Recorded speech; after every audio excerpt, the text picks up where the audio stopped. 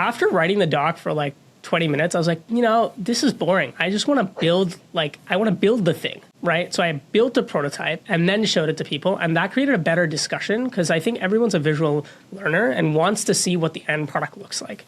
And so I've moved away from writing PRDs to just creating prototypes. Whoa, we got to pause there because that's like the hottest topic in product management.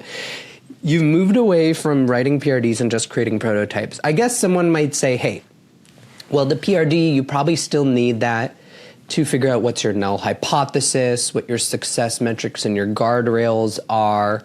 Use it as a document for some stakeholder alignment and make sure that privacy and legal and compliance, and for you guys, probably the safety, integrity, red team concept is all checked off on it. If you're just on prototype, how do you take over those key tasks of a PRD? Yeah, I think that maybe the key point I want to make is that the end output isn't the document, it's the product you're trying to build. And that is conveyed with the prototype.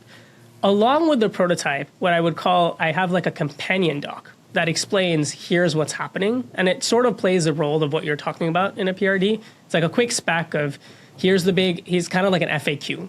As you look at this prototype, you may have these 10 questions. I used to think I had a retention problem. Turns out I had a messaging problem. I was sending the same onboarding emails to every new user, whether they activated on day one or never logged in again. I had no idea who was slipping or why. Customer.io changed that. Every message I send is now based on what users actually do in the product. Someone hits a key activation moment, they get nudged to the next one. Someone goes quiet, they get a different path entirely. Their AI agent makes it fast. I describe the campaign I want and it builds the full journey for me. Triggers, timing, copy, even branching logic. And when I want to know how something is performing, I just ask the agent directly and it tells me what to do next. They also have an MCP server, which means AI tools like Claude can see directly what's happening in your customer.io workspace. Your segments, your customer data, your attribution, all of it. So instead of explaining your business context every time you need help, Claude already knows it. Notion used customer.io to personalize their onboarding and hit nearly 50%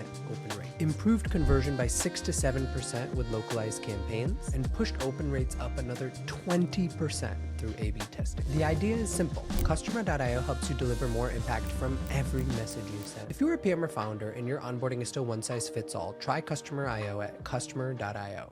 I hope you enjoyed that short clip. You can check out the full episode here.